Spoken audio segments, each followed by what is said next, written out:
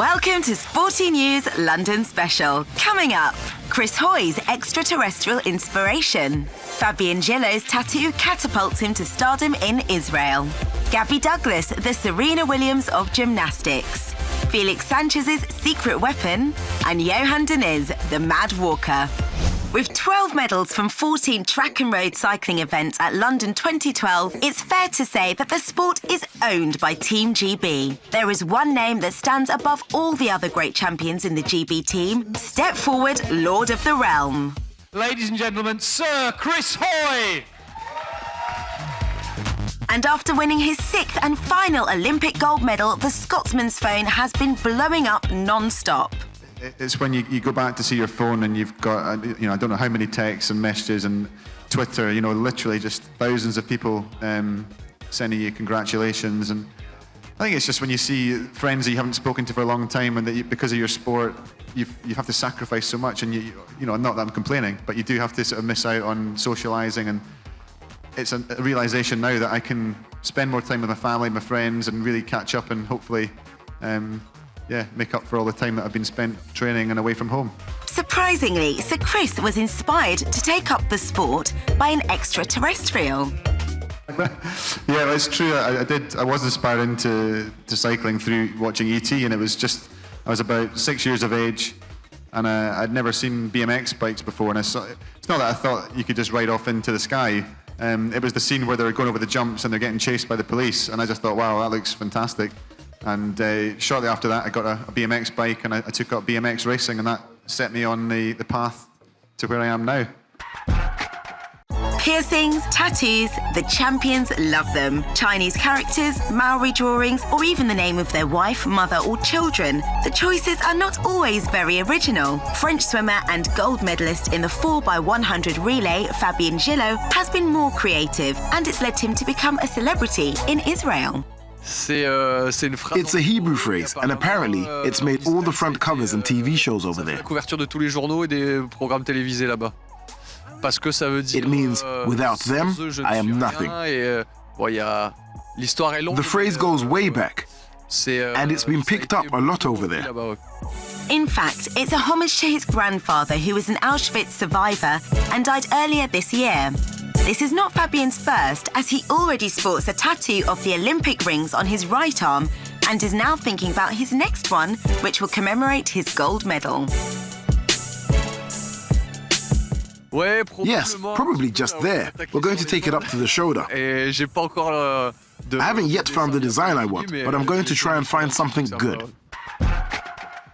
Meet the flying squirrel, Gabby Douglas. The 16-year-old is the first African-American ever to win gold in both the team and individual all-round Olympic gymnastic events. And her success in London has led to comparisons with some of her country's greatest Olympians. No, there's not a lot of African-American or color in the gymnastics sport, but I'm so glad to actually, bring it up and keep fighting for your dreams and never give up. And if you have the passion or the talent or the drive, then definitely fight for what you want. Being compared to the Venus and Serena Williams sisters is definitely amazing. My mom told me she met Serena somewhere. She was doing an interview, and Serena was like, "This is so big. Do you know what she's done? This is so big." And I'm so happy, to follow in their footsteps too. I definitely feel so honored. The team's success has led to a media frenzy, but all the attention isn't preventing Gabby and her teammates from enjoying their teenage years.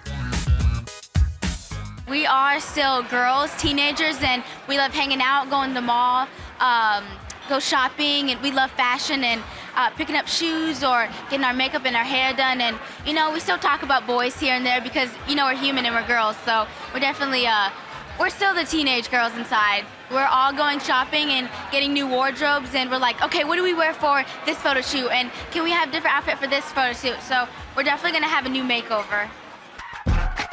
Felix Sanchez's new Olympic title in the 400-meter hurdles is a renaissance and has surprised many. At nearly 35 years old, the world said he was finished, but the Dominican has proved everyone wrong. We met the people responsible for his return to form. They're French, and their names are Cedric and Jean-Michel. They have developed a revolutionary mental preparation method called energy performance. We've made protocols based on between 6 and 10 sessions. As a result of these sessions, the athlete's performance and training quality improves. Most importantly, he is then capable of entering what we call the zone state more quickly. This famous zone is where he will think less and be less affected, so as to deliver on his performances. We cleanse the athlete of everything that mentally pollutes him, because when you have a thought, it creates an emotion, and that will create a physical sensation. All physical limitation or injury in an athlete comes from a mental limitation. Injury has often kept Felix Sanchez off the track. But the Dominican wanted to return to the top of his game, and so he decided to work with the Energy Performance Preparation team prior to the World Championships in 2011. At first, I didn't want to use them, and I didn't want to work with them, and I decided, why not try something new? It allows you to channel energy that you didn't even know you had, and to focus it to where you need it. It makes you feel stuff you didn't have inside of you that you may be blocking out because you're thinking about other things. It allows you to focus in on your objective. Sanchez came fourth in those championships before beating the indoor world record and becoming an Olympic champion in London. And all that without hypnosis or relaxation therapy. Is this the new miracle method? We're that little bit extra, resulting in everything functioning more effectively. It's a little bit extra with big results. All the athletes who trained with us following a very precise cycle across a 12-session program beat season records and achieved personal bests and significant time increases. The details of these coaching sessions remain classified so as to ensure that energy performance remains a unique method. Maybe this is a technique that all athletes, even big stars and champions like U.S.A. Bolt, Roger Federer or Tiger Woods, might want to look into. Every time we see an athlete on TV or even in real life, we can see exactly what could be improved. Even when they're the best in the world, our technique is limitless and can always take an athlete further. The race walk is a madman's game with 50 kilometers of suffering. Like marathon runners, the race walkers are a breed apart, constantly pushing against their pain barriers. It's an extremely difficult event that some fans struggle to get their heads around. No, it's not difficult. I like it. Walking is a race, but it's a race with no running. It's the ability to master the movements. Movements that are often made fun of, but Dinners isn't affected by all that. Race walkers are in a world of their own, and it's a discipline that suits the 2007 World Championships silver medalist perfectly. It's a solitary sport. It requires hours of effort, and that's what I like about it. I can escape, meditate, disconnect the brain, and face the challenge alone.